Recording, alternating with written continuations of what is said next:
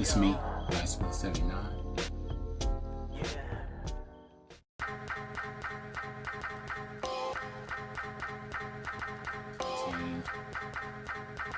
A bunch of PS1 games. I can just walk in and out of a thrift store.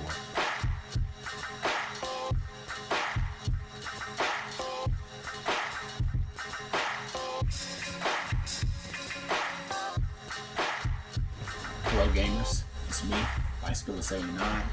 It's my show. Glad to be back, man. Hello gamers, it's me, Bicycle 79. It's my show. Glad to be back to do another video.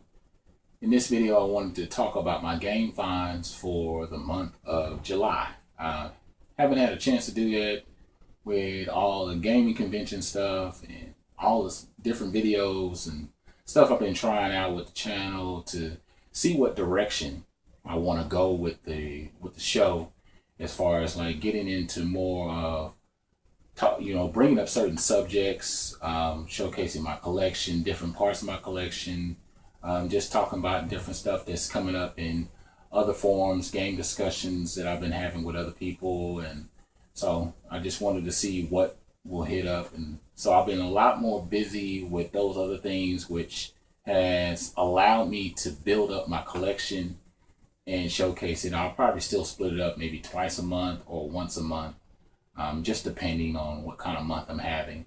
If it's slow, I'll probably just fork it out. If it's busy and I'm building up real good, I'll probably just build up a nice little amount of games. So anyway, I want to go ahead and showcase the games that I got for the month of July.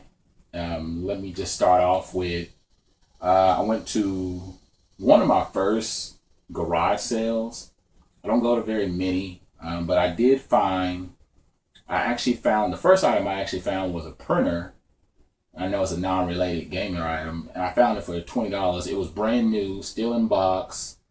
Everything looked real nice on it, so I was really impressed. So I went on and got it, and even had the ink cartridges. It's a color printer, prints out nice pictures and all that. But then I saw some PS1 titles. They were 50 cents a piece, so couldn't resist grabbing that. It was first one I got was WWF Warzone. Next I got was Raymond, Glover, Frogger. I hope you guys can see this. Need for Speed High Stakes, Dukes of Hazzard. And then the last one that I have here is, I actually got this at the Half Price bookstore for just a few dollars. It's the Bombing Islands. It's a really awesome puzzle game. You basically have to set up the bomb strategically to blow up all the bombs at one time. And so it's a really awesome game, and I was glad to pick that up. I played it as soon as I got it. So that was nice. So those was just my first little things that I got. And then I've been on a Game Boy kick, as far as been wanting to get a Game Boy. I told my homeboy about it. He had just got a Game Boy SP. I think that's right. It's the Game Boy SP Advance, the little flip one, kind of like an old school flip phone. And so he gave me his Game Boy Advance, which is pretty nice. And so I was glad to have that. The only problem is it's the first one without the backlight in it. So I might have to get this modded, have it added in. He did give me a light that you can put in there. So that's a nice little feature. The only problem is that you set it up like this.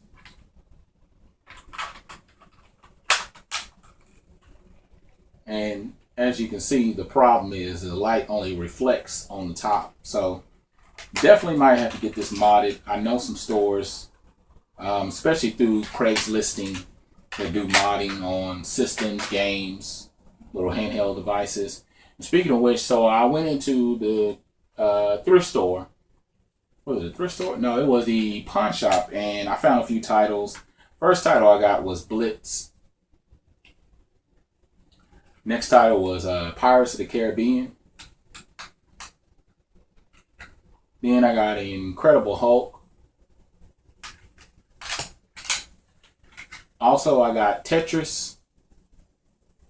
And then, was it Shanghai? Shanghai Pocket. And I got all those titles for like $3. So I thought that was pretty awesome. Now, I did go to a thrift store and I found this title. There was a bunch of games there, and some of them were like remakes, and they looked like they were dubbed or copied. I mean, even the cover actually looked like they printed it off and then they put in this dubbed copy of the actual game. So I didn't want to waste no money. I should have tried one of them because one of them was Cillipede, and I should have got it just because I haven't played it on the PS2. I do have it on other systems. I forgot which system. But I did manage to find this Destruction Derby 64. I only paid a few bucks for it, so I thought, what's the harm? Now, these two I paid 10 apiece, which I'm glad to add to my collection. Killer Instinct. Awesome title for the SNES. I played this at the arcades all the time. Just those combos and getting those down. They kind of did the death, murder, kill, or fatality, I guess you can say. And Star Fox, which I've heard really, really good things about it. And the funny thing is, I've played a lot of SNES titles back in the day, but I never played that game. So tell me what your thoughts are, because I played it a little bit, and I'm somewhere in the middle as far as how I feel about the game. So trying to get an understanding. Next game that I got, I'm glad to add this to my Mega Man collection, because I'm trying to knock out the Mega Man for the collection for the NES. Then I'll move on to the other systems like 64, GameCube, PS1, PS2, stuff like that. But the first one I want to knock out is Mega Man 1 through 6. And if down the road I can get the box and book, that'll be great. I got Mega Man 4. I got this for a reasonable price. I think I paid about somewhere between $15, $20 or something like that.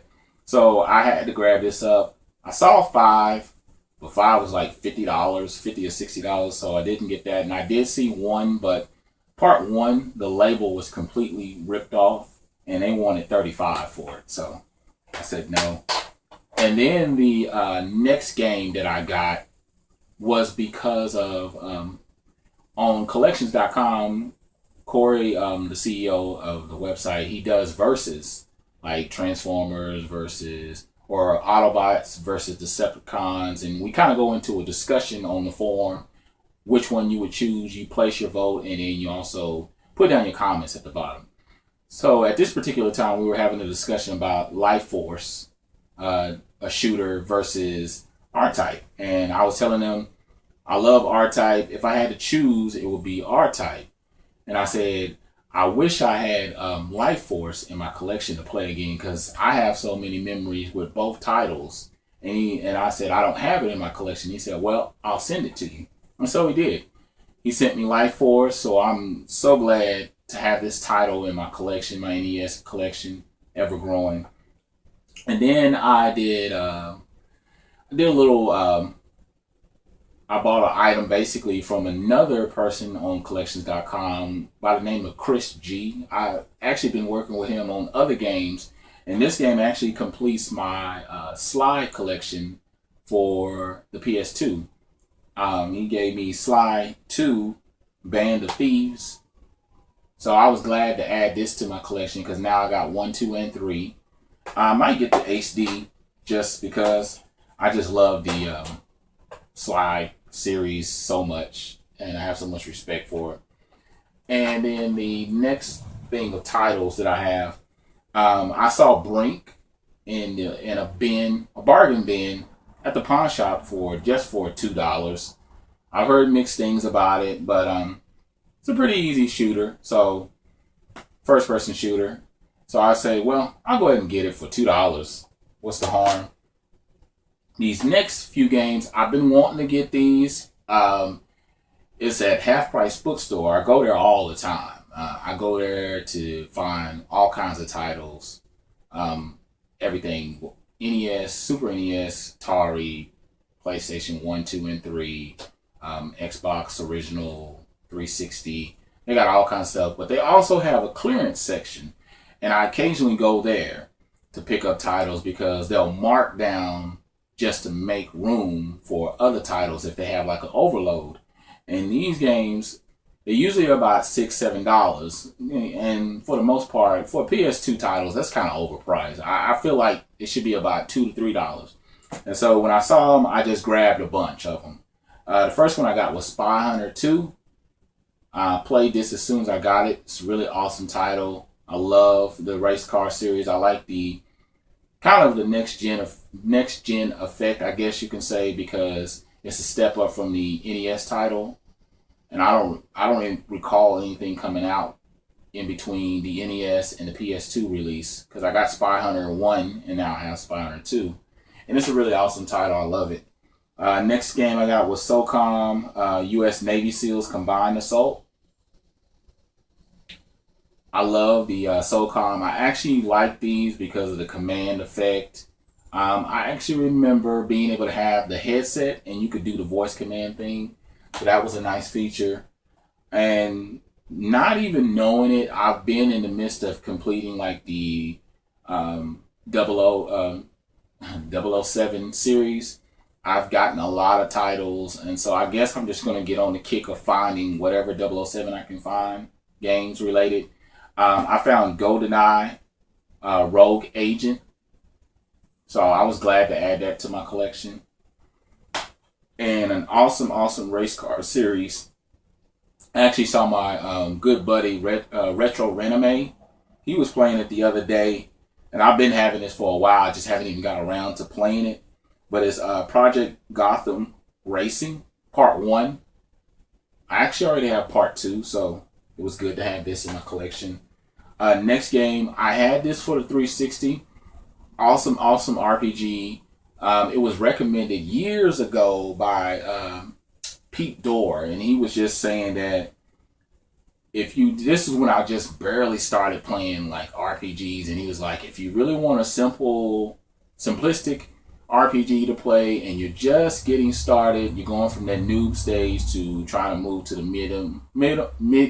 medium to expert level, and really just want to enjoy the experience, he suggested picking up Blue Dragon. And I picked it up. I put in about 20-30 hours, and it's a really awesome title. Sold it off, saw it for $3, and thought, what the hell? Let me add this back to my collection. So I'm glad to have that back.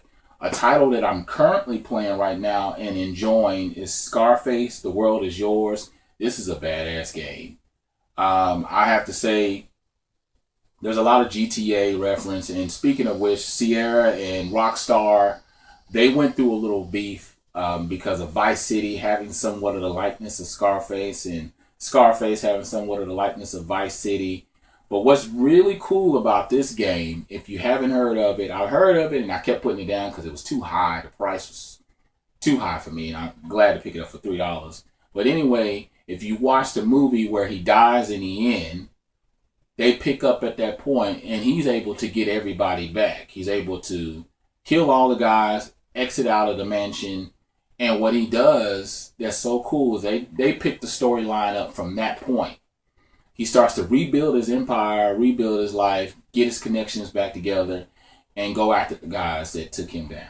So, really, really good game. I've really been enjoying that and putting in some time. A series that I stumbled on that I'm trying to get into is the Myst series. I actually found Myst Exile Part 3. So, I'm pretty excited about this to see what happens, how this turns out.